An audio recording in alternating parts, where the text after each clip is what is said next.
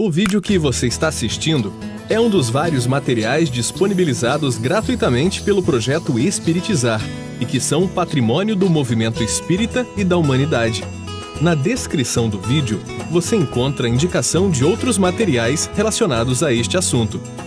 Você pode aprofundar seus estudos e colaborar com a manutenção deste projeto iluminativo, adquirindo os livros, DVDs e MP3 do projeto Espiritizar em www.livrariaespiritizar.com.br. Encontre mais materiais como este e fique por dentro da agenda de palestras e seminários transmitidos ao vivo em www.espiritizar.org.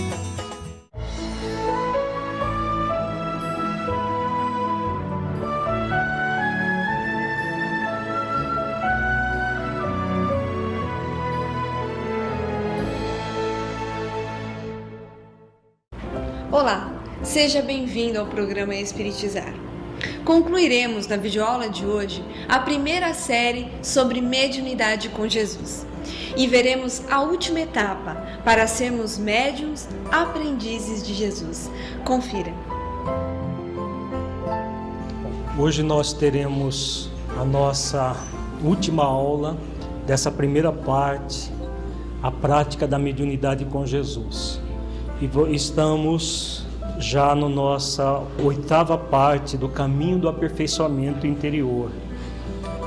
Estamos estudando o texto que está no Evangelho de Mateus, capítulo 11, versículos 28, 29 e 30. Quando Jesus diz: "Vinde a mim, todos os que estáis aflitos e sobrecarregados, e eu vos aliviarei. Tomai sobre vós o meu jugo e aprendei comigo, que sou manso e humilde de coração. Encontrareis descanso para a vossa alma, porque o meu jugo é suave e o meu fardo é leve." Nós vimos ao longo do curso que esses 3 versículos encerram no seu âmago 6 etapas do autoencontro amoroso, fundamental para qualquer pessoa, especialmente para o médium, modelar Jesus, tornando verdadeiramente o caminho da verdade e da vida, o mestre que nos conduz a Deus. Vimos que a primeira etapa é reconhecer-se em sofrimento, aflito e sobrecarregado, a partir das próprias ações de desamor, rebeldia e orgulho diante da vida, buscando o arrependimento sincero. A segunda etapa, após o reconhecimento da própria incúria pelo arrependimento sincero, ir ao encontro do amor incondicional que Jesus representa, com o objetivo de conseguir alívio ao sofrimento, para que possa se tornar um aprendiz do Mestre. A terceira etapa, tomar a lei de amor, justiça e caridade como diretriz de vida para poder aprender. Na quarta etapa, tornar-se efetivamente um aprendiz do Mestre, amoroso, brando e humilde de coração. A quinta etapa, encontrar a serenidade e a harmonia geradas pela condição de ser um aprendiz. E na sexta e última etapa, que nós vamos nos demorar no estudo dela na noite de hoje, é tornar a própria vida suave e a evolução por meio do aprendizado um fardo leve de ser carregado. Jesus conclui no versículo 30 essa recomendação que ele começa dizendo, nos convidando para ir até ele, dizendo que o meu jugo é suave e o meu fardo é leve. Então, qual é o significado do jugo suave, do fardo leve? Que fardo é esse? Que jugo é esse? Qual lei divina que representa o jugo de Jesus? A lei de amor, justiça e caridade. Quando nós fazemos esforços para praticar a lei de amor, justiça e caridade, o que acontece com as nossas vidas quando nós fazemos esforços para refletir sobre essa lei nas nossas vidas, a partir dessa reflexão, senti-la no coração para amar essa lei e gradualmente vivenciar essa lei. O que acontece conosco? Nós somos aprendizes da vida. E aí o que acontece conosco como aprendizes da vida? O fardo, que é a vida num planeta de expiações e provas, ela se torna o quê? Leve, né? Então, o fardo é exatamente o exercício do aprendizado que o aprendiz num planeta de expiações e provas tem para realizar o bem. Mas ao praticar, ao fazer esforço para praticar a lei de amor, justiça e caridade, esse fardo será sempre leve. Então é exatamente isso que é a proposta da sexta etapa: tornar a própria vida suave e a evolução por meio do aprendizado um fardo leve de ser carregado. É um fardo porque para nós, como aprendizes ainda incipientes, o próprio processo de aprendizado é um fardo. Agora é um fardo leve de ser carregado. Quando nós não tomamos a lei de amor, justiça e caridade como diretriz de nossas vidas, o que acontece? O jugo ele se torna de suave, ele se torna perverso. E o fardo de leve se torna profundamente pesado. Então Jesus conclui os versículos estudados dizendo: porque meu jugo é suave e o meu fardo é leve. Que reflexões podemos tirar dessas palavras de Jesus que nos dizem que a sua diretriz de vida é suave e o fardo a ser carregado nas ações para segui-lo é leve? Nós acabamos adiantando as reflexões. Todo o trabalho de ser um aprendiz de Jesus deverá ter essas características de suavidade e leveza, pois é fruto da autoconsciência daquele que aprendeu que ao negligenciar as questões espirituais da vida, gera sofrimentos e aflições para si mesmo. Tanto não querer aprender é nocivo, quanto querer ser perfeito sem passar pelo aperfeiçoamento gera uma sobrecarga diante da vida. Então nós vimos também ao longo do curso que nós temos 3 alternativas nessa questão da vida. Negligenciar o aprendizado é uma opção. Exigir uma perfeição de nós mesmos sem ter passado pelo caminho do aperfeiçoamento é outra opção, que é o movimento da autoexigência. E sermos aprendizes da vida. O aprendiz da vida reconhece a sua incipiência enquanto aprendiz, mas faz esforços para aprender sempre em todas as suas experiências. Então, nas experiências que vai tendo, ele vai aprender tanto com os seus acertos quanto com os seus erros. Nas várias experiências, adquirindo as suas conquistas, tanto êxito quanto aprendizado. Então, esse é o convite da vida. Quando nós fazemos isso, que é fruto da autoconsciência, o jugo fica suave, o fardo se torna leve. A vida é suave e o fardo é sempre leve quando nós aceitamos a condição de aprendiz. Porém, quando nós já queremos ser mestres antes da hora, ou nos recusamos a aprender, o jugo se torna perverso, o fardo se torna pesado. Então, todas as vezes que nós negligenciamos o aprendizado, o jugo é perverso, o fardo é pesado. Porque as consequências desse movimento qual é? Quais são as consequências desse movimento? Sofrimento. As consequências serão sempre o sofrimento cada vez mais acerbo da pessoa que age assim. Daquelas que se exige uma perfeição sem passar pelo aperfeiçoamento, quais são as consequências? Também sofrimento, né? Porque a pessoa entra no movimento de culpa, autojulgamento, autocondenação e autopunição. Então Então o jugo se torna perverso, o fardo se torna muito pesado, quando nós recusamos a condição de aprendiz, seja exigindo de nós perfeição, seja negligenciando o aperfeiçoamento. Percebamos que na proposta cristã existe sempre um fardo a ser carregado. Enquanto formos aprendizes, existirão problemas para que resolvamos, sejam os criados em existências anteriores, sejam das escolhas atuais. Porém, resolvendo-os com naturalidade, um de cada vez, o jugo será sempre suave e o fardo leve. Agindo assim, estaremos aperfeiçoando a nossa inteligência cognitiva e emocional, aprendendo sempre, realizando exercícios de amor, mansidão e humildade de coração. Então, aquilo que nós vimos também, os dois movimentos de aprendizado com Jesus, cognitivo e emocional. Cognitivo, raciocinando e refletindo sobre os seus ensinamentos.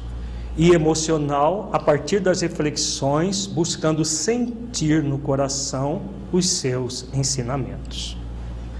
Então, feito esse preâmbulo, dessa vez nós vamos inverter. Nós estávamos trabalhando Paulo, Judas, Joana d'Arc e, por último, Ivone Pereira. Nós vamos hoje trabalhar primeiro Ivone Pereira, depois Judas, Joana d'Arc e depois Paulo de Tarso. Então, Ivone Pereira torna a sua vida um fardo leve pela sua condição de aprendiz de Jesus.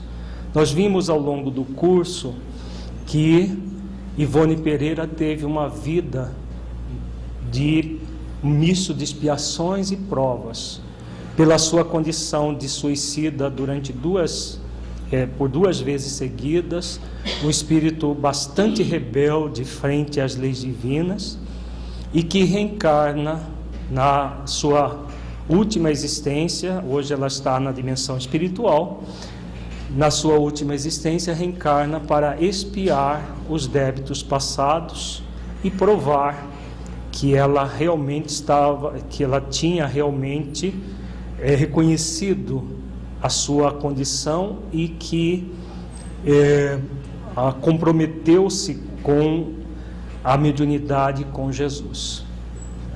Vimos ao longo do curso algumas das suas experiências anteriores, vimos todo o esforço que ela faz para domar as suas más inclinações e que serve de um profundo exemplo para todos nós. Vamos concluir essas reflexões acerca dessa médium admirável que praticamente fez todo um processo evolucionário na sua vida, transformando a sua vida num grande exemplo para nós. No livro Pelos Caminhos da Mediunidade Serena, foi feita uma pergunta para Ivone Pereira. Para uma pessoa receber assistência dos guias espirituais, o que deverá fazer? Uma pergunta muito interessante, que serve para todos os médiuns. Para que qualquer médium receba assistência, vejamos a pergunta, a assistência dos seus guias, dos guias espirituais, que deverá fazer? Por quê? Nós vimos também ao longo do curso, e vamos ver mais ainda no próximo, que começa na terça-feira que vem, que a mediunidade em si mesma não é condição de ser guiado por espíritos superiores. A mediunidade em si mesma ela é neutra. Nós vamos ser guiados, orientados por espíritos superiores a partir de uma condição. É exatamente essa pergunta que fazem a Ivone Pereira. Então, qual é a condição para sermos realmente orientados por espíritos superiores e não por espíritos mistificadores que tomam nomes superiores e enganam muita gente? E cada vez mais são mais sutis nesses processos de engano. Então vejamos a resposta que Ivone Pereira dá, a resposta de uma pessoa que realmente tomou o jugo de Jesus nas suas mãos, essa diretriz do amor, da mansidão e da humildade, praticando a lei de amor, justiça e caridade, e tornou a sua vida, apesar de um misto de expiações e provas, um fardo leve de ser carregado. O que ela fez para tornar a sua vida dessa maneira?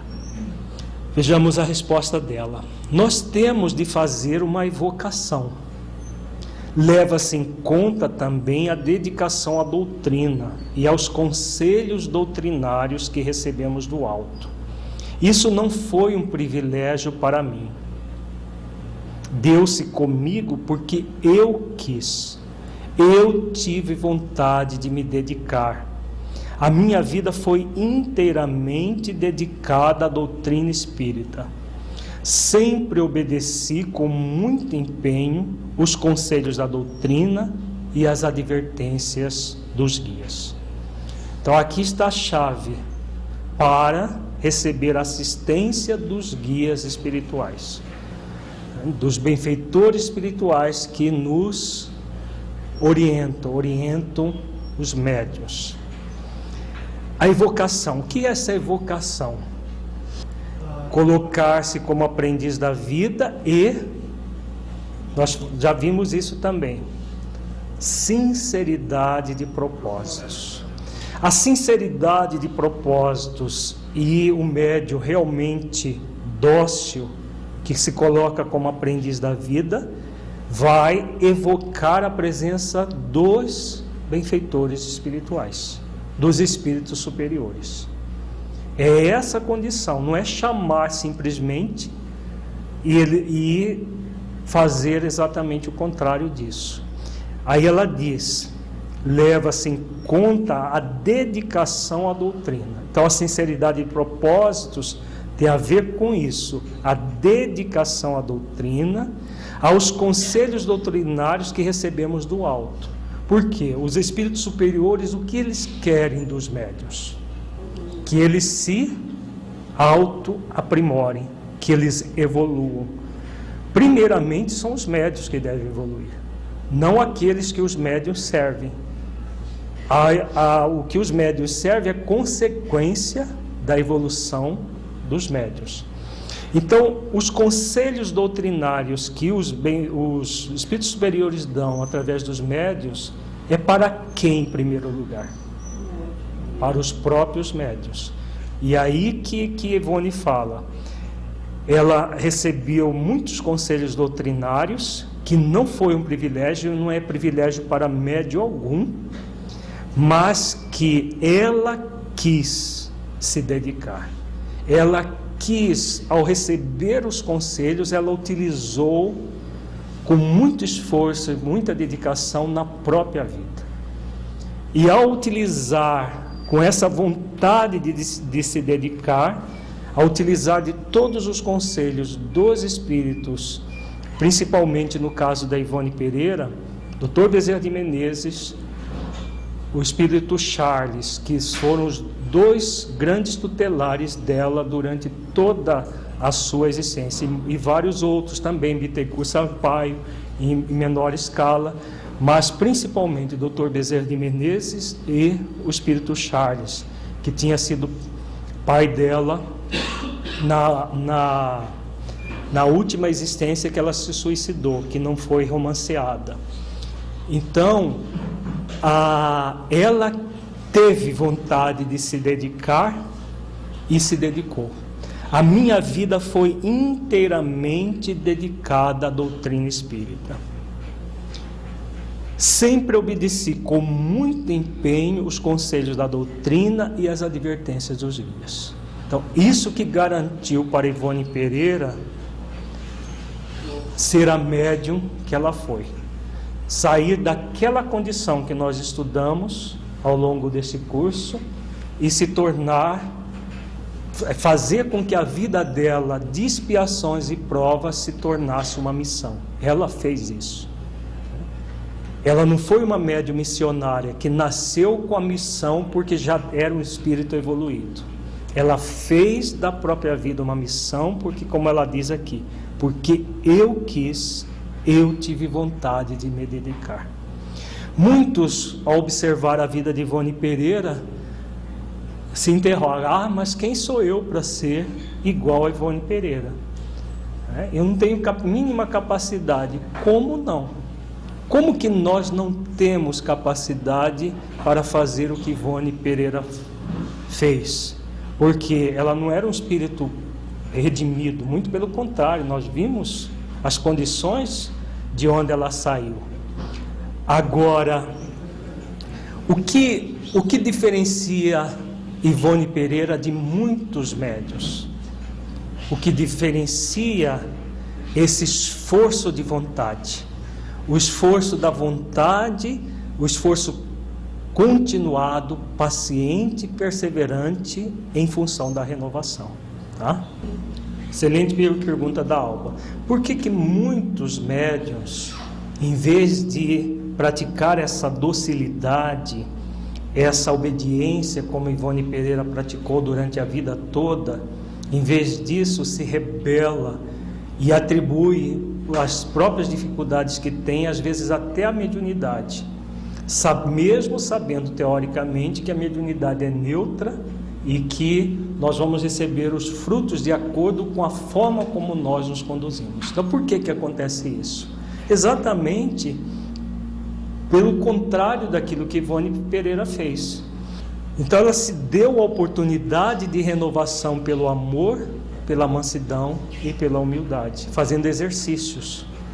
Porque ela não saiu da condição que ela terminou a última existência para como ela terminou a penúltima existência, melhor dizendo, para como ela terminou a última, num átimo de segundo. Foi uma vida inteira de dedicação. Agora, quantas pessoas querem se dedicar dessa maneira? A questão é essa. Nós achamos bonito, achamos interessante, mas não queremos fazer o mesmo esforço que a outra pessoa fez. Nós queremos os frutos de uma vida assim, mas não queremos fazer os esforços para cultivar a árvore, para produzir os frutos assim. A árvore cheia de frutos é admirável, mas alguém plantou essa árvore. Alguém plantou a semente. Então nós admiramos os frutos dos outros e esquecemos muitas vezes que nós temos as sementes. Só que nós guardamos a semente na gaveta. E uma semente na gaveta, ela é inútil, mas também não dá trabalho. Então a mediunidade é uma semente que pode gerar frutos como que gerou para Ivone. Frutos deliciosos, frutos de muita felicidade que hoje ela goza no mundo espiritual com todo o direito, e porque ela construiu isso ao longo da sua vida, como ela diz aqui, porque eu quis, eu tive vontade de me dedicar. Todos nós somos convidados a fazer o mesmo, querer, não querer da boca para fora, mas o querer da boca para dentro, para nos dedicar incondicionalmente à doutrina espírita, porque ela é uma verdadeira bênção para todos nós, um convite da vida para que nós nos renovemos definitivamente. Vejamos um outro texto no livro de Recordação da Mediunidade, na introdução. Ivone também fala, já próximo do término do seu mediunato, um pouco antes da sua desencarnação. Ela diz: as fontes vitais, que são o veículo da mediunidade, fluido vital, fluido nervoso, fluido magnético, já se esgotam em nossa organização física. O próprio perispírito encontra-se traumatizado, cansado, exausto. As dores morais ininterruptamente renovadas, sem jamais permitirem um único dia de verdadeira alegria, e o longo exercício de uma mediunidade positiva que se desdobrou em todos os setores da prática espírita, esgotaram aquelas forças que realmente tendem a diminuir e a se extinguirem em todos os médios após certo tempo de labor. Aqui Ivone Pereira vem falando do seu processo expiatório. Não quer dizer que ela não tenha tido alegrias, mas era uma alegria mesclada a uma dor que ela sentia pelo fato de ter sido suicida. Só esse fato já faz com que o espírito nunca sinta na existência posterior uma alegria total. Não é possível. Isso está no próprio livro que ela psicografou, Memórias de um Suicida. Ele sempre vai ter esse espinho na carne, que é a deserção da vida do passado. Então nunca vai sentir na existência uma alegria total. Mas ela diz no outro texto que nós estudamos, que as alegrias que ela teve na existência última foi exatamente dada pela mediunidade. Depois ela faz uma reflexão e termina com esse texto com uma prece. Se assim for, consoante fomos advertida pelos nossos maiores espirituais e nós mesmos o sentimos, estaremos tranquila. Certo de que nosso dever nos campos espíritas foi cumprido, embora por entre espinhos e lutas. E encerrando nossa tarefa mediúnica literária na presente jornada, cremos que podemos orar ao Criador dizendo. Então nós vamos concluir essa reflexão acerca da vida de Ivone Pereira com essa oração que ela faz, que é muito bonita e que todos os médiuns devem refletir sobre essa oração que ela faz. Se todos os médiuns puderem, ao findar a sua atividade mediúnica, puderem fazer essa oração com esses mesmos termos, com certeza estarão muito felizes.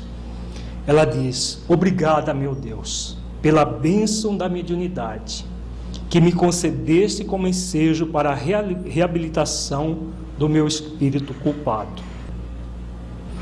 A chama imaculada que do alto me mandaste, com a revelação dos pontos da tua doutrina, a mim confiados, para desenvolver e aplicar, eu te devolvo, no fim da tarefa cumprida, pura e imaculada, conforme a recebi.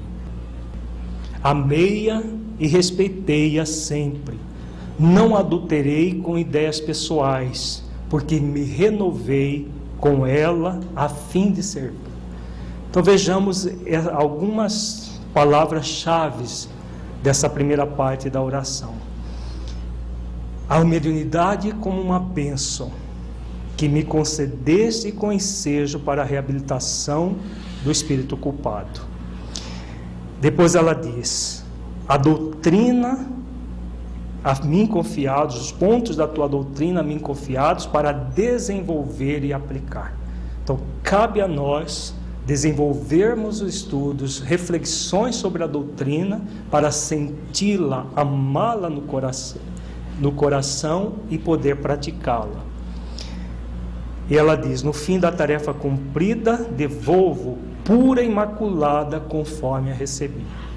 Por quê? Porque ela amou-a, respeitou-a e não adulterou com ideias pessoais.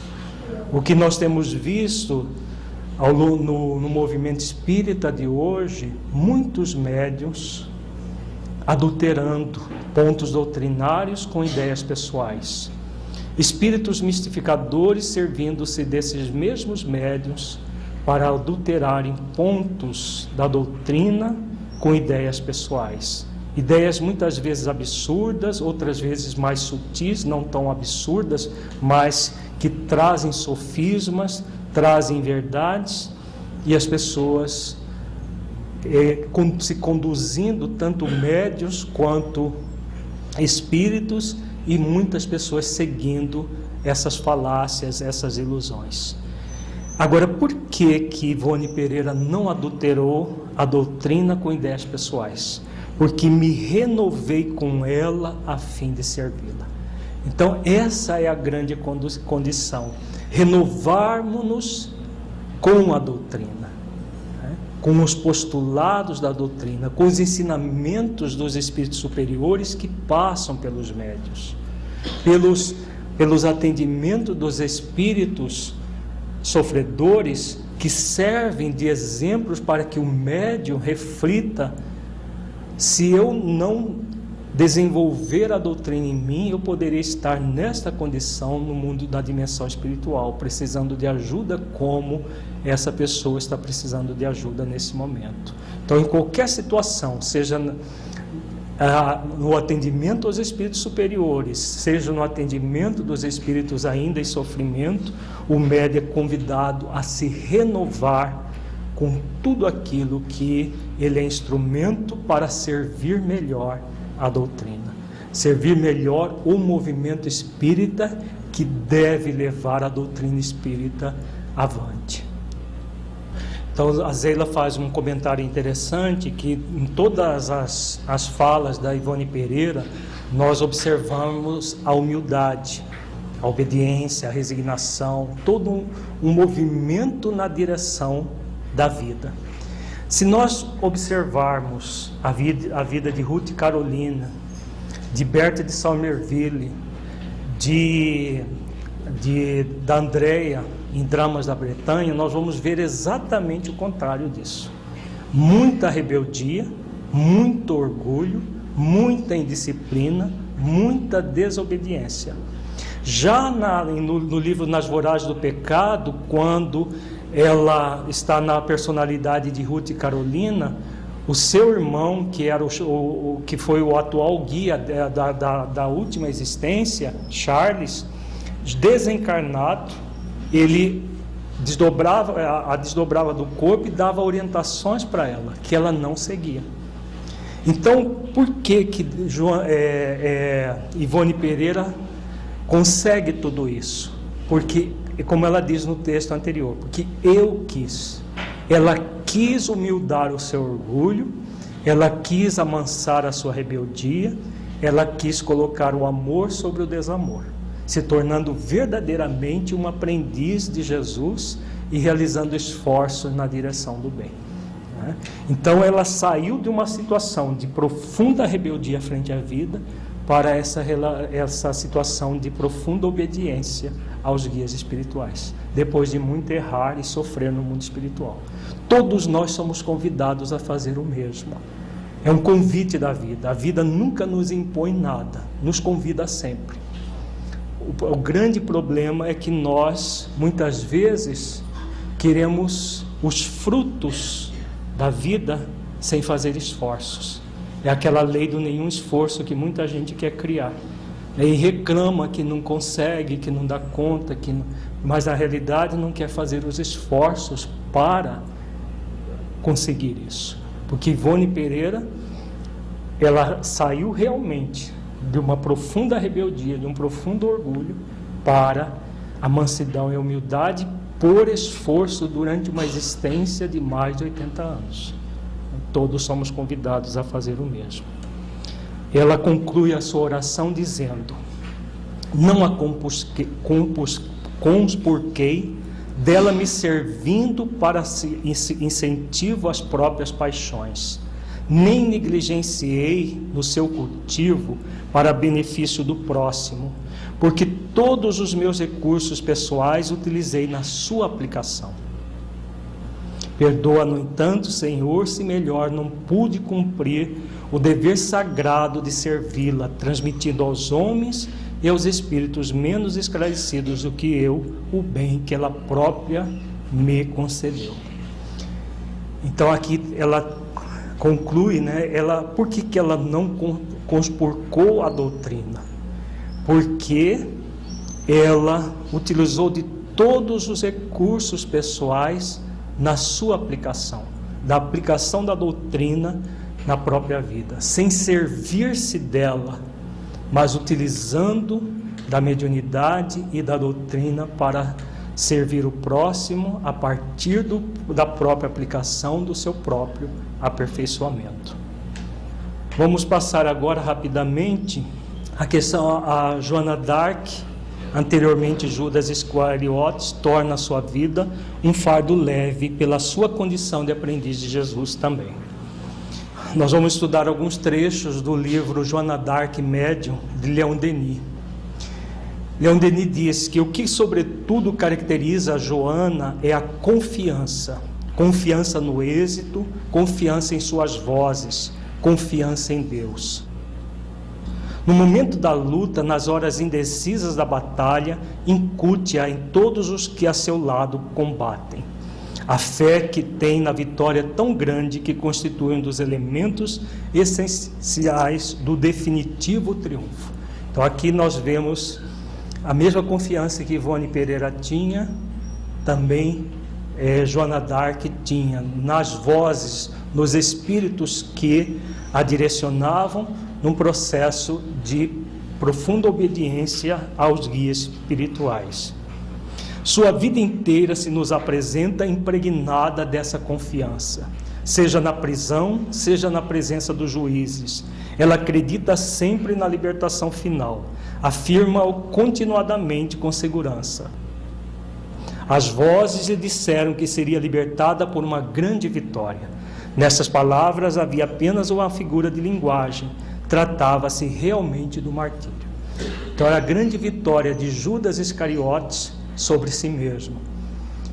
Ele que foi o algoz de Jesus, o instrumento para fazer o que fizera Jesus, reencarna e nesta existência tem essa grande vitória consigo mesmo. Vejamos agora um trecho do Martírio de Joana d'Arc, do próprio livro de Leon Denis. Impressiona cruciantemente a ideia do suplício de fogo. Pensa nas chamas que se alteiam, na morte que se aproxima lentamente, na prolongada agonia de um ser vivo a sentir as mordeduras ardentes que lhe devoram as carnes. Tal gênero de morte era destinado aos piores criminosos. E, no entanto, vai sofrê-la Joana, a Virgem inocente, Joana, a libertadora de um povo. Isto põe a nu a baixeza de seus inimigos, daqueles que ela tantas vezes vencera.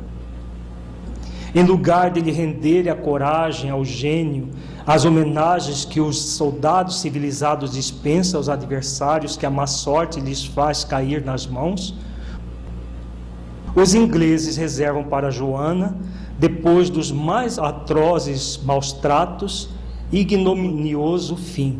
Seu corpo será consumido e suas cinzas lançadas ao Sena.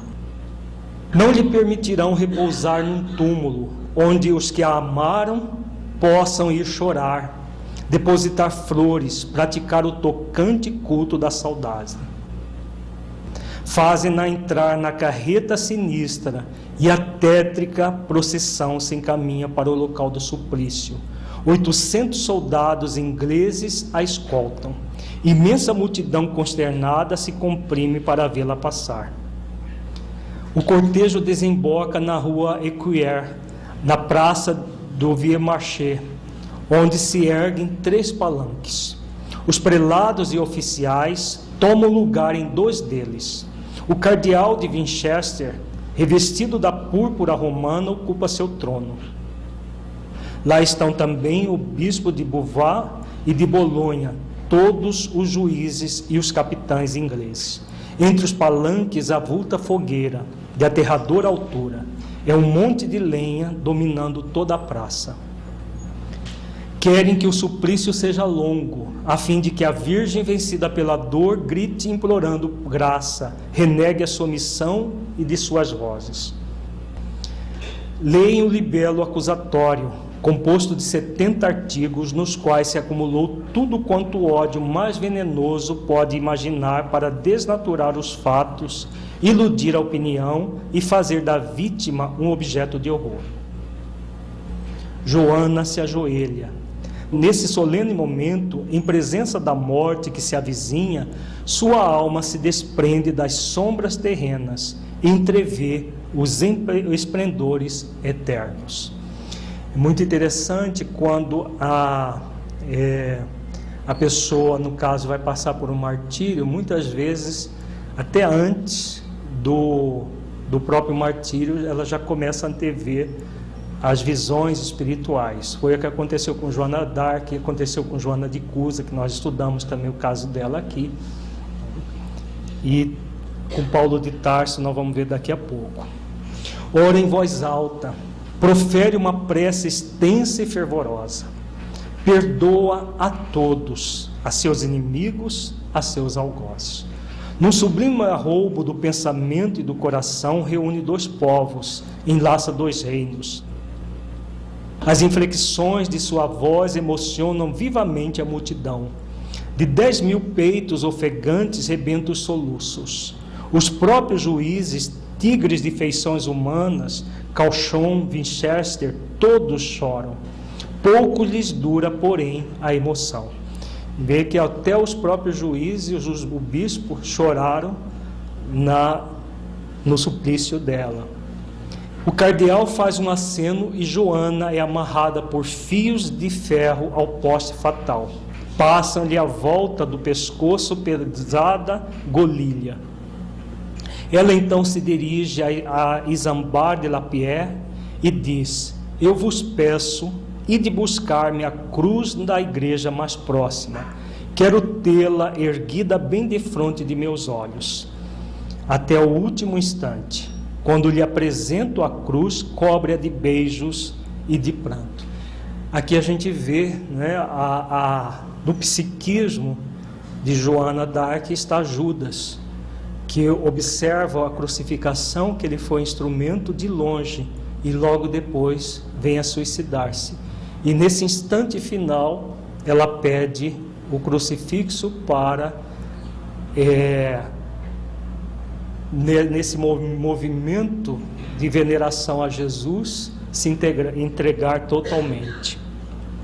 No momento em que vai morrer de uma morte horrível, abandonada por todos, quer ter diante de si a imagem desse outro supliciado, que lá nos confins do Oriente, no cume de um monte, deu a vida em holocausto à verdade.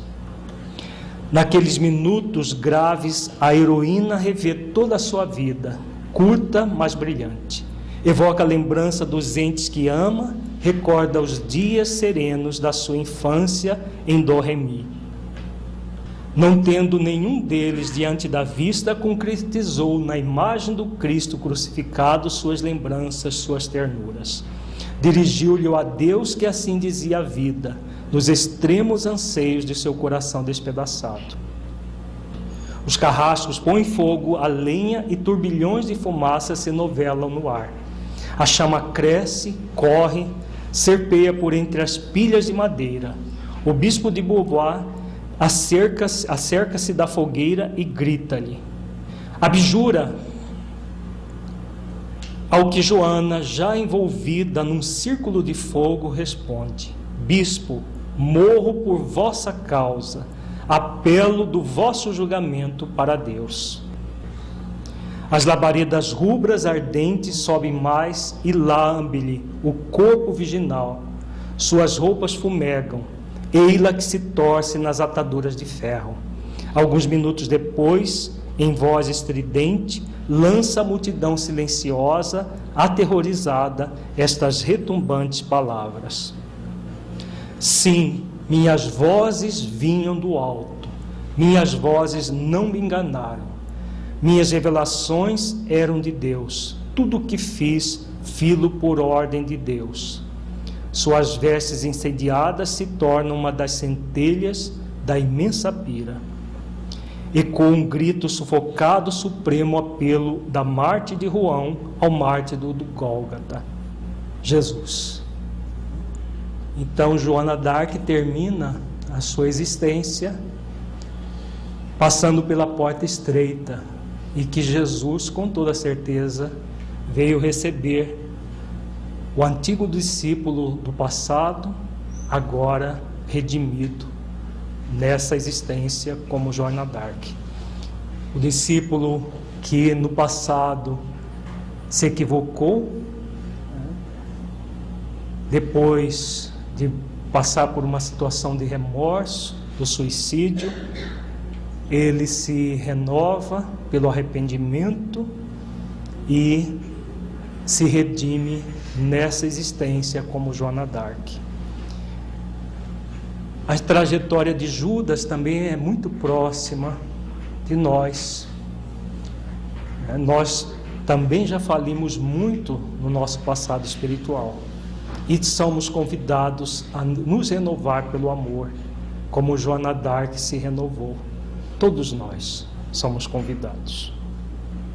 Vejamos agora, para concluir, Paulo de Tarso torna a sua vida um fardo leve pela sua condição de aprendiz de Jesus. Nós vimos ao longo desse curso que Paulo de Tarso também saiu de uma condição muito infeliz, se encontra com Jesus na estrada de Damasco, muda a sua vida, mas muda gradualmente também. Muitos olham Paulo de Tarso, admiram e dizem que não podem fazer o mesmo, porque Paulo é Paulo. É muito cômodo para nós admirarmos as pessoas, mitificá-las e colocá-las longe de nós. O difícil é fazermos esforços para trazer a vida deles para os nossos corações, refletirmos e nos esforçarmos, porque nós queremos ser melhores, nós queremos realmente nos transformar. Então Paulo de Tarso é outro grande exemplo, também muito próximo de nós, não está distante. Nós vimos o Paulo muito humano, titubeando, caindo em desânimo, caindo em prostração, em dificuldades várias ao longo desse curso. E sempre se renovou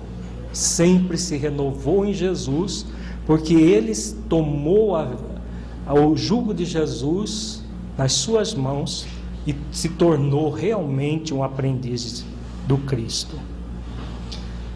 Nós vamos ver 2 trechos do livro Paulo Estevão que afiança essa questão do fardo leve que Paulo tornou a sua vida. Uma é numa passagem muito bonita do livro Paulo Estevão, em que ele é preso pela primeira vez e é levado para Roma, nas despedidas no porto de Cesareia, o que acontece com ele ali. E outra, logo após a sua desencarnação, a mando de Nero, que o manda decapitar. O trecho está em Paulo Estevão, na segunda parte, capítulo 7.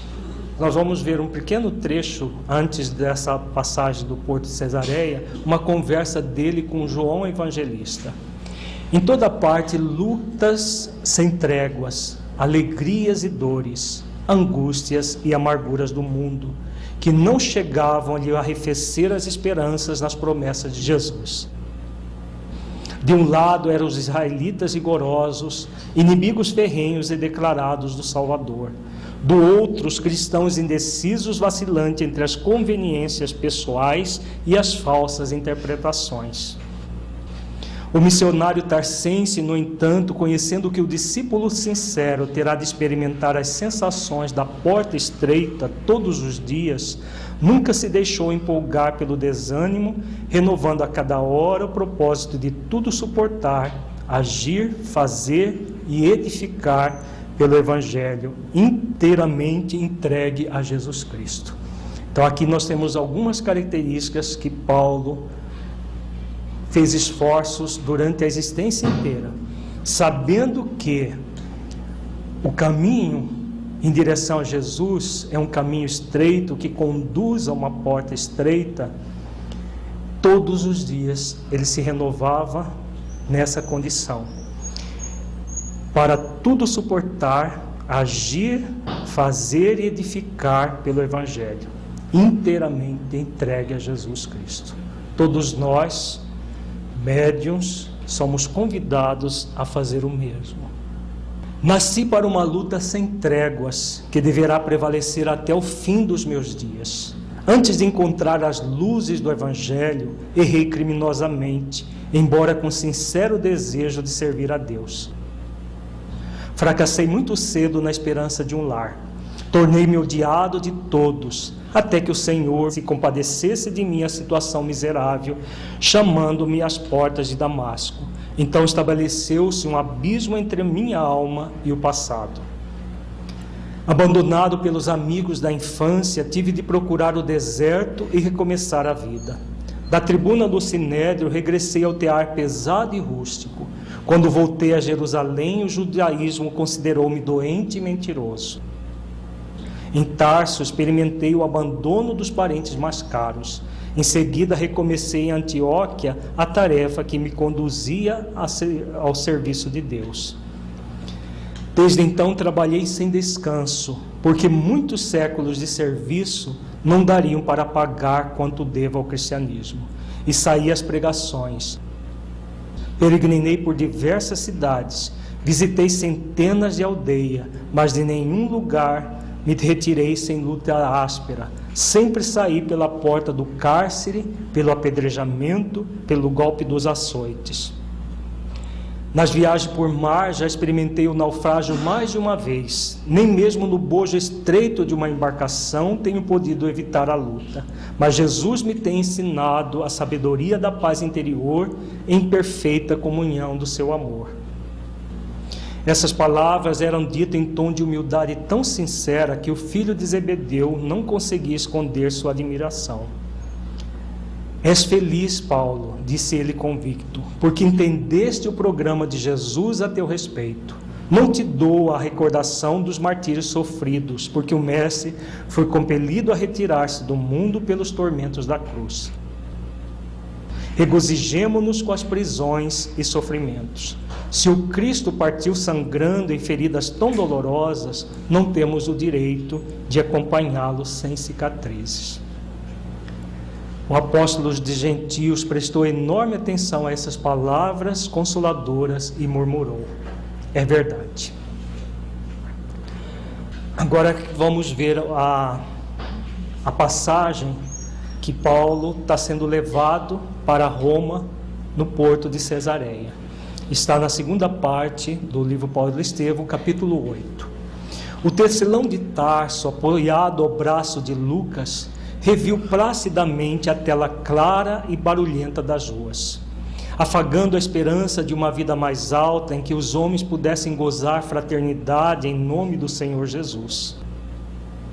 Seu coração mergulhava em doces reflexões e preces ardentes, quando foi surpreendido com a compacta multidão que se premia e agitava na extensa praça à beira-mar. Filas de velhos, de jovens e crianças aglomeraram-se junto dele, a poucos metros da praia. À frente, Tiago, Alquebrado e Velhinho, vindo de Jerusalém com grande sacrifício, por trazer-lhe o ósculo fraternal. O ardente defensor da gentilidade não conseguiu dominar a emoção. Bandos de crianças atiraram-lhe flores. O filho de Alfeu, reconhecendo a nobreza daquele espírito heróico, tomou-lhe a destra e beijou-a com efusão. Ali estava com todos os cristãos de Jerusalém, em condições de fazer a viagem. Ali estavam confrades de Jope, de Lida, de Antipátres, de todos os quadrantes provinciais. As crianças da gentilidade uniam-se aos pequeninos judeus, que saudavam carinhosamente o apóstolo prisioneiro. Velhos aleijados aproximavam-se respeitosos e exclamavam: não deverias partir. Mulheres humildes agradeciam os benefícios recebidos de suas mãos. Doentes curados comentavam a colônia de trabalho que ele sugerira e ajudara a fundar na igreja de Jerusalém e proclamavam sua gratidão em altas vozes. Os gentios convertidos ao evangelho beijavam-lhe as mãos, murmurando: quem nos ensinará doravante a sermos filhos do Altíssimo? Meninos amorosos apegavam-se-lhe à túnica sob os olhares de mães consternadas. Todos lhe pediam que ficasse, que não partisse, que voltasse breve para os serviços abençoados de Jesus. Subitamente recordou a velha cena da prisão de Pedro, quando ele, Paulo, arvorado de verdugos dos discípulos do Evangelho, visitara a igreja de Jerusalém, chefiando uma expedição punitiva. Aqueles carinhos do povo lhe falavam brandamente a alma, significavam que já não era o algoz implacável, que até então não pudera compreender a misericórdia divina. Traduziam a quitação do seu débito com a alma do povo. De consciência um tanto aliviada, recordou-se de Abigail e começou a chorar. Sentia-se ali como no seio dos filhos do Calvário, que o abraçavam reconhecidos. Aqueles mendigos, aqueles aleijados, aquelas criancinhas eram a sua família. Naquele inesquecível minuto da sua vida, sentia-se plenamente identificado no ritmo da harmonia universal. Brisas suaves de mundos diferentes balsamizavam-lhe a alma, como se houvesse atingido uma região divina, depois de vencer grande batalha. Pela primeira vez, alguns pequeninos chamaram-lhe pai. Inclinou-se com mais ternura para as criancinhas que o rodeavam. Interpretava todos os episódios daquela hora inovidável como uma bênção de Jesus que o ligava a todos os seres.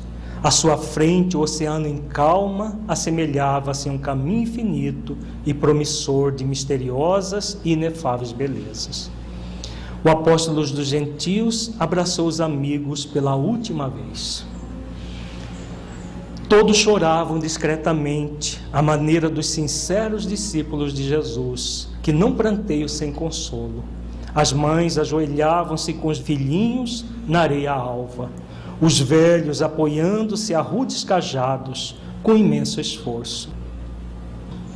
Todos os que abraçavam o campeão do Evangelho punham-se de joelhos, rogando ao Senhor que abençoasse o seu novo roteiro. Concluindo as despedidas, Paulo acentuava com serenidade heróica: choremos de alegria, irmãos. Não há maior glória neste mundo que adestrar o homem a caminho de Cristo Jesus. O Mestre foi ao encontro do Pai através dos martírios da cruz. Abençoemos nossa cruz de cada dia. É preciso trazermos as marcas do Senhor Jesus. Não acredito que possa voltar aqui com este alquebrado corpo de minhas lutas materiais. Espero que o Senhor me conceda o derradeiro testemunho em Roma. Entretanto, estarei convosco pelo coração. Voltarei às nossas igrejas em espírito. Cooperarei no vosso esforço nos dias mais amargos. A morte não nos separará, tal como não separou o Senhor da comunidade dos discípulos. Nunca estaremos distantes uns dos outros. E por isso mesmo prometeu Jesus que estaria ao nosso lado até o fim dos séculos. Desse texto aqui de Paulo, fazendo uma reflexão acerca dos centros espíritas, verdadeiramente espíritas de hoje. Porque há muitos centros que se dizem espíritas, mas ainda não são. Mas os que são realmente espíritas, porque levam avante o cristianismo redivivo, pela doutrina espírita, que são fiéis a Jesus e Kardec, são as igrejas cristãs do século XXI. Quando Paulo faz essa promessa às igrejas que ele havia fundado, com exceção de Antioquia e de Jerusalém, todas as outras ele ajudou a fundar, ele não faz uma promessa só para aquele momento. Com toda certeza, Paulo, das altas esferas, trabalha diuturnamente para implantar o verdadeiro cristianismo na terra. E ele, como um dos ministros de Jesus, trabalha arduamente.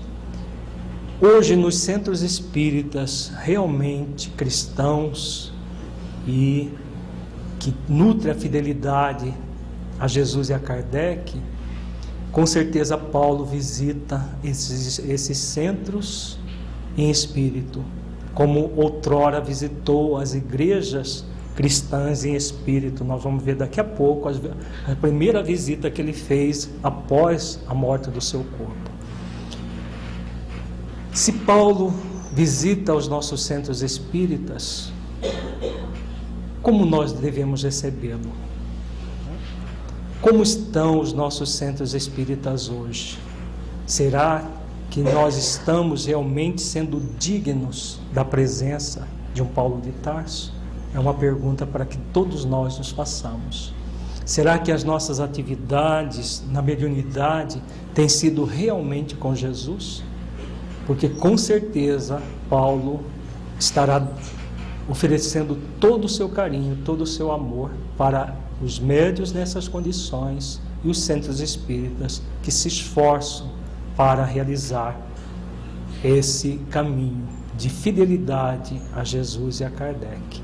Não que os outros não mereçam sua visita, mas é porque o espírito dessa envergadura tem um tempo limitado e direciona toda a sua energia para aqueles que realmente querem servir a Jesus. Então, todos nós devemos nos perguntar: o que nós estamos fazendo do nosso centro espírita? O que nós estamos fazendo da nossa mediunidade? Será que nós estamos realmente no nosso centro espírita, com a nossa mediunidade, sendo reais instrumentos de Jesus? Centenas de pessoas acompanharam as manobras da largada em santificado recolhimento, regado de lágrimas e preces. Enquanto o navio se afastava lento, Paulo e os companheiros contemplavam Cesareia de olhos umedecidos. A multidão silenciosa dos que ficavam em pranto acenava e ondeava a praia que a distância aos poucos diluía. Jubiloso e reconhecido, Paulo de Tarso descansava o olhar no campo de suas lutas acerbas, meditando nos longos anos de viltas e reparações necessárias. Lucas se aproximou e, apontando à distância os amigos que continuavam genuflexos, exclamou brandamente: poucos fatos me comoveram tanto no mundo como este. Registrarei nas minhas anotações como foste amado por quantos receberam das tuas mãos fraternais o benefício de Jesus. Aqui nesta afirmação de Lucas, que ele colocaria essa passagem no Atos dos Apóstolos, vejamos a resposta que Paulo dá a Lucas. Muito profunda, muito significativa. Nada disso foi registrado em Atos dos Apóstolos. Nós só sabemos disso por causa do livro Paulo Estevão. Agora, por que Paulo não permitiu que Lucas registrasse essa passagem em Atos dos Apóstolos? Vejamos a profundidade da fala dele. Paulo pareceu ponderar profundamente a advertência e acentuou: não, Lucas, não escrevas sobre virtudes que não tenho. Se me amas, não deves expor meu nome a falsos julgamentos. Deves falar isso sim das perseguições por mim movidas aos seguidores do Santo Evangelho, do favor que o Mestre me dispensou às portas de Damasco, para que os homens mais empedernidos não desesperem da salvação e aguardem a sua misericórdia no momento justo. Então aqui ele dá o testemunho. Ele queria que fosse registrado as perseguições, a aparição de Jesus, sim, mas não mérito que não era dele.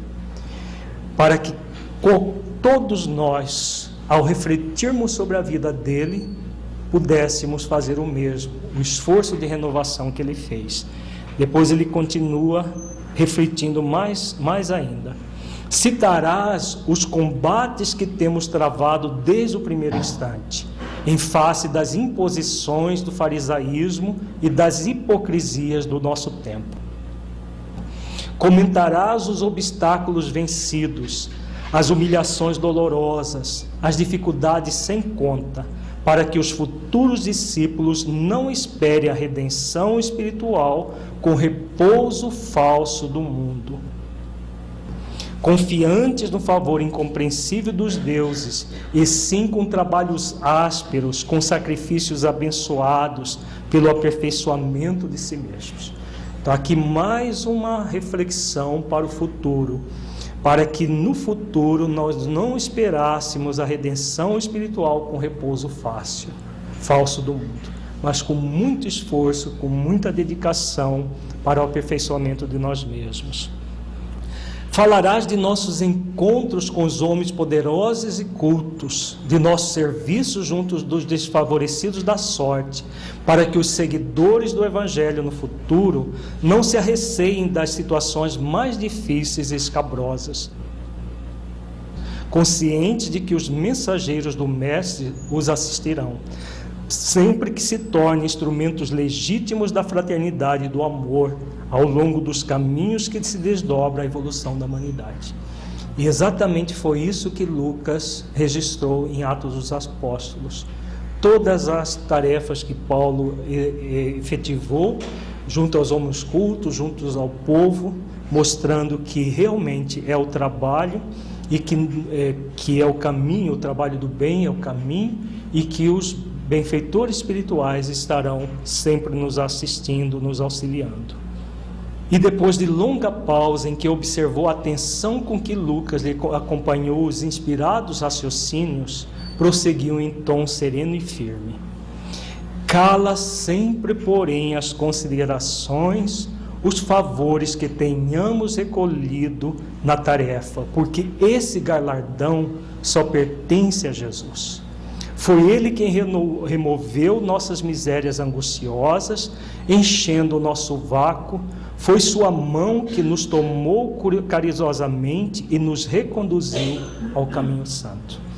Então essa fala de Paulo também é muito significativa e que todos, médios ostensivos ou não, devem utilizar na sua tarefa. Quando qualquer pessoa, seja encarnada ou desencarnada, reconhecer uma tarefa que o médium realiza, ou qualquer trabalhador espírita do bem, nós transferirmos esse reconhecimento, esse galardão a Jesus, porque é Jesus que eles nos vem através de nós. É Jesus que deve ser enaltecido e nunca o médium, nunca o trabalhador do bem. É exatamente esse autoenaltecimento que tem feito muitos médios caírem em armadilhas das sombras, na soberba, na vaidade, entrando por situações de fascinação muito graves, que nós vamos ver na terceira etapa do nosso curso. Então é muito importante trazer esse exemplo de Paulo e sempre, qualquer agradecimento, qualquer benefício que houver um reconhecimento, é Jesus que é o detentor desse agradecimento. E nós transferimos para Ele. Sempre transferimos para Jesus. Não me contaste tuas lutas amargurosas no passado distante? Não te contei como fui perverso e ignorante em outros tempos? Assim como iluminou minhas veredas sombrias as portas de Damasco, levou-te ele à igreja de Antioquia, para que lhe ouvisses as verdades eternais. Por mais que tenhamos estudado, sentimos um abismo entre nós e a sabedoria eterna. Por mais que tenhamos trabalhado, não nos encontramos dignos daquele que nos assiste e guia desde o primeiro instante da nossa vida. Nada possuímos de nós mesmos. O Senhor enche o vácuo de nossa alma e opera o bem que não possuímos. Esses velhinhos trêmulos que nos abraçaram em lágrimas, as crianças que nos beijaram com ternura, fizeram-no ao Cristo. Então, uma pessoa com profunda consciência de si, que sabe quem é, sabe dos seus conhecimentos, das suas capacidades, e sabe a grande distância entre ele e Jesus. E que é Jesus que nos abastece sempre, nos preenche esse vácuo. Então é a Ele que nós devemos colocar todos os méritos que temos, porque de nós mesmos não temos mérito algum. Tiago e os companheiros não vieram de Jerusalém tão só para manifestar-nos sua fraternidade afetuosa. Vieram trazer testemunhos de amor ao Mestre que nos reuniu na mesma vibração de solidariedade sacrossanta. Embora não saibam traduzir o mecanismo oculto dessas emoções grandiosas e sublimes. No meio de tudo isso, Lucas, fomos apenas míseros servos que se aproveitaram dos bens do Senhor para pagar as próprias dívidas. Então vejamos aqui outra fala muito significativa de Paulo. Míseros servos que se aproveitaram dos bens do Senhor para pagar as próprias dívidas. Então é aquilo que nós vimos também no nosso curso. O que a perfeita alegria de Francisco que estudamos, que é a entrega do médium. É essa isso que é nosso, o pagamento das dívidas que trazemos com a própria vida. Ele nos deu a misericórdia para que a justiça se cumprisse. Esses júbilos e essas emoções divinas lhe pertencem. Não tenhamos, portanto, a mínima preocupação de relatar episódios que deixariam uma porta aberta para a vaidade incompreensível. Que nos baste a profunda convicção de havermos liquidado nossos débitos clamorosos. Então aqui Paulo já antevê a grande dificuldade dos cristãos, já da primeira época e principalmente dos cristãos de hoje, a vaidade incompreensível. Lucas ouviu admirado essas considerações oportunas e justas sem saber definir a surpresa que lhe causavam. Tens razão, disse finalmente, somos fracos demais para nos atribuirmos qualquer valor. Além disso, acrescentou Paulo, a batalha do Cristo está começada. Toda vitória pertencerá ao seu amor e não ao nosso esforço de servos endividados. Escreve, portanto, tuas anotações de modo mais simples e nada comentes que não seja para a glorificação do Mestre no seu Evangelho imortal. Agora vejamos, para encerrar o nosso curso, na segunda parte, capítulo 10 do livro Paulo Estevão, o relato da desencarnação de Paulo e de toda a trajetória que ele faz logo após a sua desencarnação. É uma desencarnação digna de um verdadeiro apóstolo. Quiçá nós possamos ter algo, mesmo que seja 1% disso que Paulo teve, fazendo esforços de renovação de nós mesmos. Que não cheguemos na dimensão espiritual e tenhamos, por acréscimo de misericórdia, o atendimento de amigos espirituais, mas que nós estejamos numa posição de indigência espiritual. Para ter aquilo que Paulo teve após a sua desencarnação, só realmente assumindo profundamente a condição de aprendiz de Jesus, trabalhando ativamente pelo desenvolvimento da lei de amor, justiça e caridade nas nossas próprias vidas. Como ele fez, nós podemos também fazer o mesmo. Ele não está e não é distante de nós. Muito pelo contrário. É um ser humano, como todos nós, que fez um esforço enorme para se transformar. Como Judas fez um esforço enorme para se transformar. Como Ivone Pereira fez um esforço enorme para se transformar em pessoas de bem, em pessoas melhores.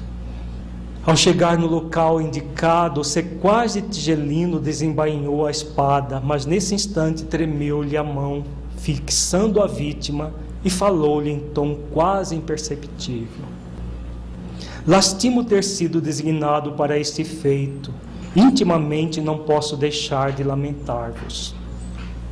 Paulo de Tarso, erguendo a fronte quanto lhe era possível, respondeu sem hesitar: não sou digno de lástima. Tende antes compaixão de vós mesmos, porquanto morro cumprindo deveres sagrados em função da vida eterna, enquanto que vós ainda não podeis fugir às obrigações grosseiras da vida transitória.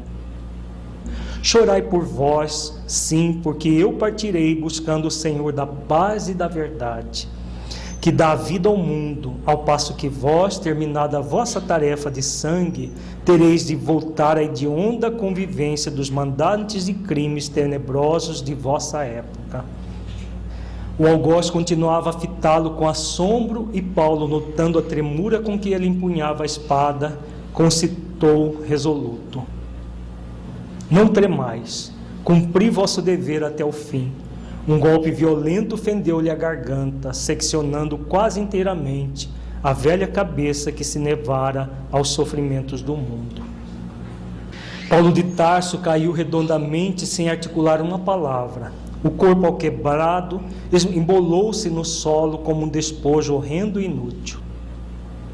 O sangue jorrava em golfões nas últimas contrações da agonia rápida, enquanto a expedição regressava penosamente muda dentro da luz matinal e triunfante. O valoroso discípulo do Evangelho sentia a angústia das derradeiras repercussões físicas, mas aos poucos experimentava uma sensação branda de alívio reparador.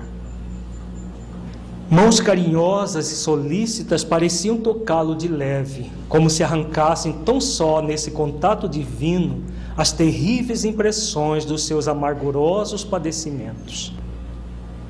Tomado de surpresa, verificou que o transportava a um local distante e pensou que amigos generosos desejavam assisti-lo em lugar mais conveniente, para que lhe não faltasse a doce consolação da morte tranquila. Depois de alguns minutos, as dores haviam desaparecido por completo. Guardando a impressão de permanecer à sombra de alguma árvore frondosa e amiga, experimentava a carícia das brisas matinais que passavam em lufadas frescas. Tentou levantar-se, abrir os olhos, identificar a paisagem. Impossível. Sentia-se fraco, qual convalescente de moléstia prolongada e gravíssima. Reuniu as energias mentais como lhe foi possível e orou, suplicando a Jesus permitisse o esclarecimento de sua alma naquela nova situação. Sobretudo a falta de visão deixava-o submerso em angustiosa expectativa. Recordou os dias de Damasco, quando a cegueira lhe invadira os olhos de pecador, ofuscados pela luz gloriosa do Mestre. Lembrou o carinho fraternal de Ananias e chorou ao influxo daquelas singulares reminiscências. Depois de grande esforço, conseguiu levantar-se e refletiu que o homem precisava servir a Deus, ainda que tateasse em densas trevas. Foi aí que ouviu passos de alguém que se aproximava de leve. Ocorreu-lhe subitamente o dia inesquecível em que fora visitado pelos emissários do Cristo na pensão de Judas. Quem sois? Perguntou, como fizera outrora naquele lance inolvidável. Irmão Paulo, começou a dizer o recém-chegado. Mas o apóstolo dos gentios, identificando aquela voz bem amada, interrompeu-lhe a palavra, bradando em júbilo inexprimível: Ananias, Ananias, e caiu de joelhos em pranto convulsivo. Sim, sou eu, disse a veneranda entidade, pousando a mão luminosa na sua fronte. Um dia Jesus mandou que te restituísse a visão, para que pudesses conhecer o caminho áspero dos seus discípulos. E hoje, Paulo, concedeu-me a dita de abrir-te os olhos para a contemplação da vida eterna. Levanta-te, já venceste os últimos inimigos, alcançaste a coroa da vida, atingiste novos planos da redenção. O apóstolo levantou-se afogado em lágrimas de jubilosa gratidão, enquanto Ananias, pousando à destra nos seus olhos apagados, exclamou com carinho: vê novamente em nome de Jesus. Desde a revelação de Damasco, dedicaste os olhos ao serviço do Cristo. Contempla agora as belezas da vida eterna, para que possamos partir ao encontro do Mestre amado. Então o devotado trabalhador do Evangelho reconheceu as maravilhas que Deus reserva aos seus cooperadores num mundo cheio de sombras. Tomado de espanto, identificou a paisagem que o rodeava. Não longe estavam as catacumbas da Via Ápia. Misteriosas forças o haviam afastado do quadro triste em que se decompunham os despojos sangrentos.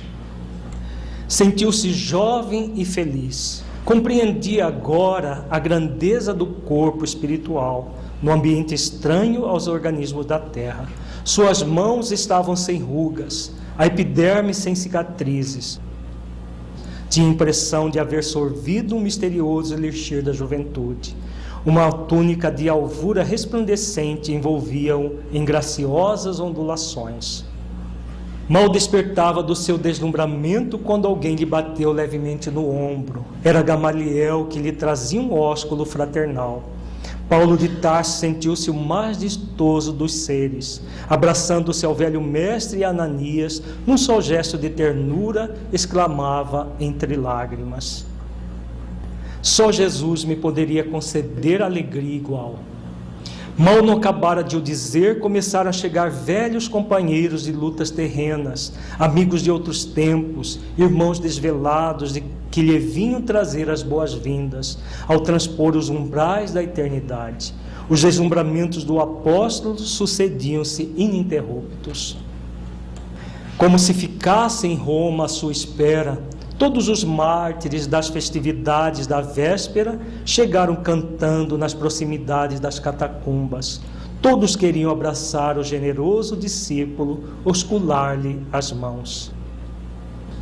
Nesse ínterim, dando a impressão de nascer em maravilhosas fontes do mais além, ouviu-se uma cariciosa melodia acompanhada de vozes argentinas que deviam ser angélicas. Surpreendido com a beleza da composição intraduzível na linguagem humana, Paulo ouvia o venerando amigo de Damasco que explicava solícito: este é o hino dos prisioneiros libertados.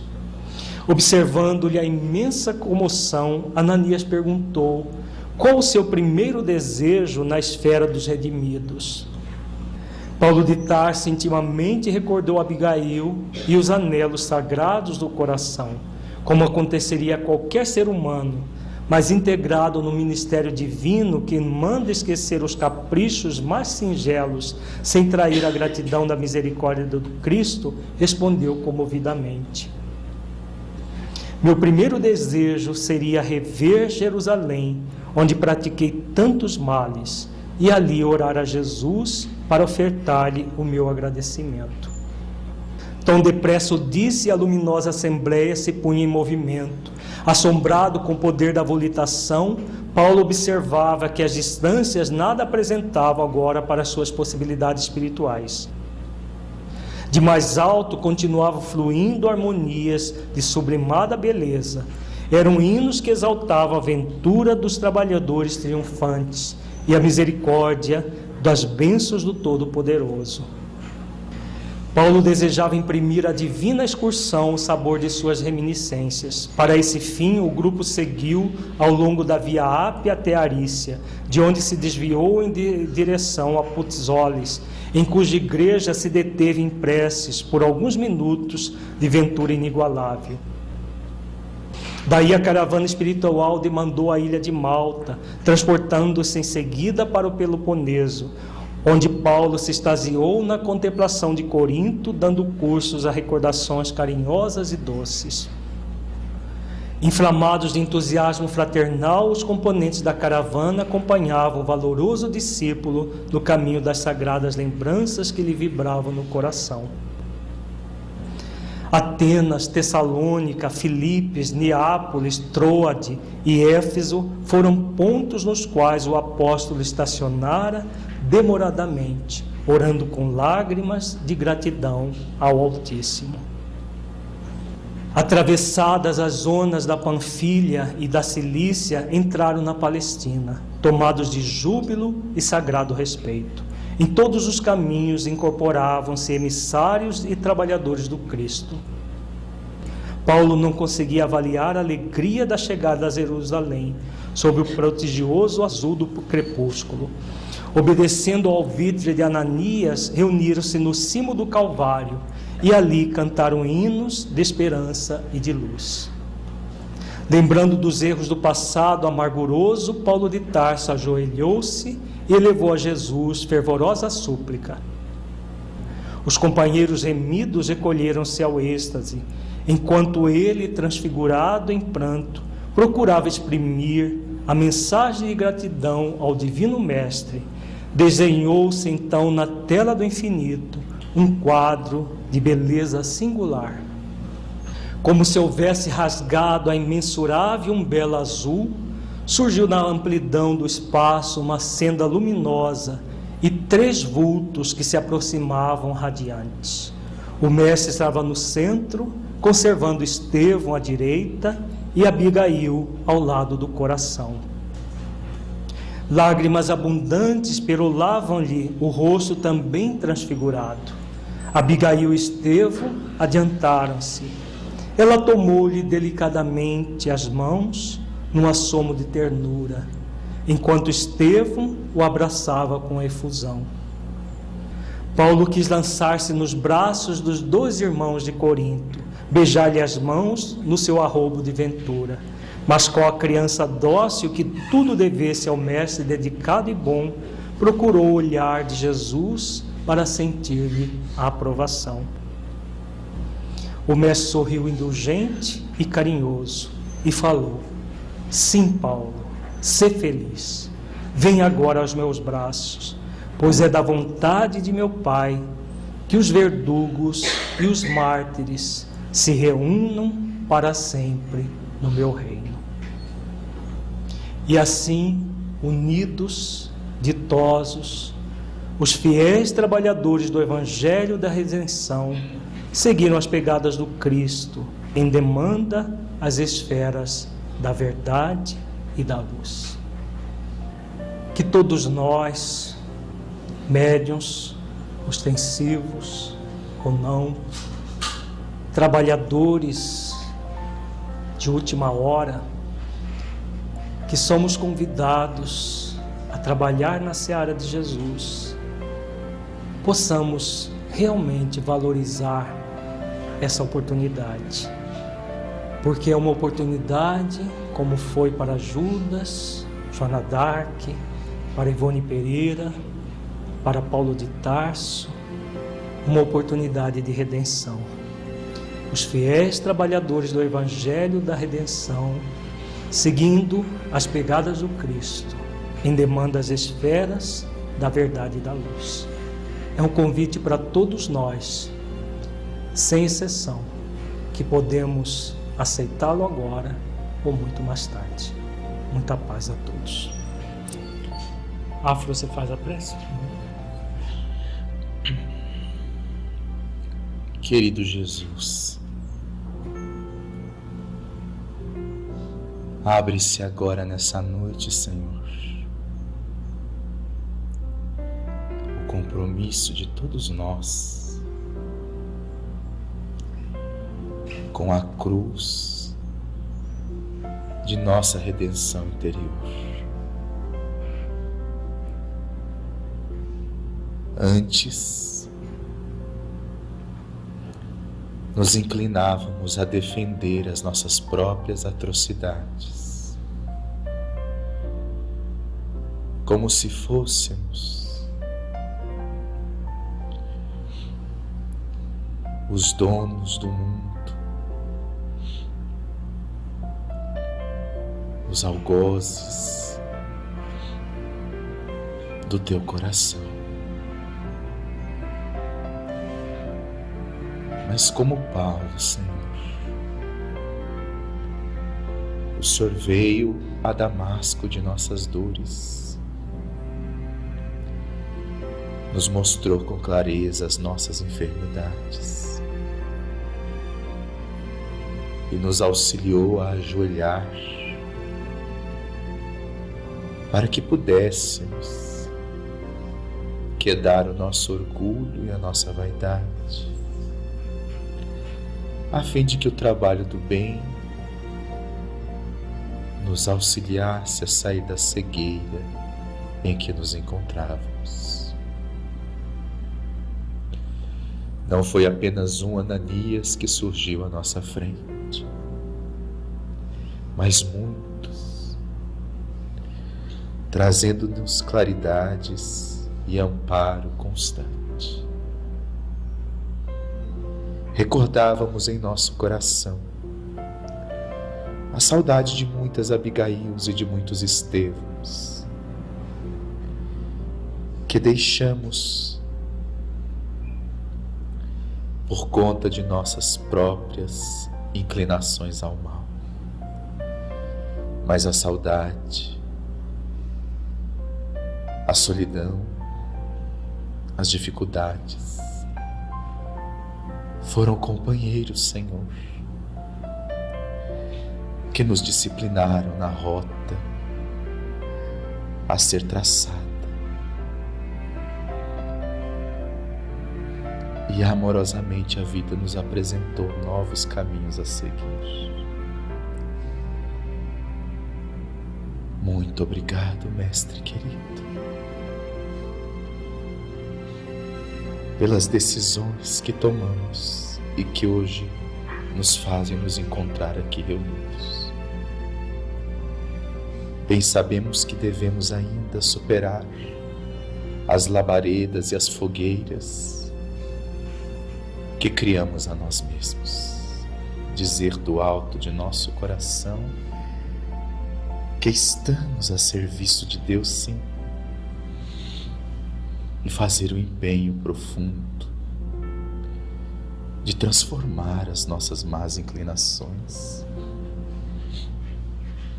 nas virtudes que tanto almejamos. Enfim, Mestre, nós te agradecemos a Judas, a Ivone, a Paulo e a tantos outros que neste primeiro momento do curso nos ensinou, mas principalmente ao Senhor, que de braços abertos afagou a humanidade toda e nos ampara até hoje, nos ajudando a não nos ocuparmos mais com as nossas debilidades, nas fragilidades do nosso ego, mas nos ocuparmos com o potencial divino que há em nós, nos libertando de nós mesmos. Fique conosco, Mestre, hoje, agora e sempre, que assim seja. Agradecemos a sua companhia. Quer se aprofundar nos estudos da doutrina espírita? Conheça também os materiais da editora Espiritizar. Acesse www.espiritizar.org. Até o nosso próximo encontro.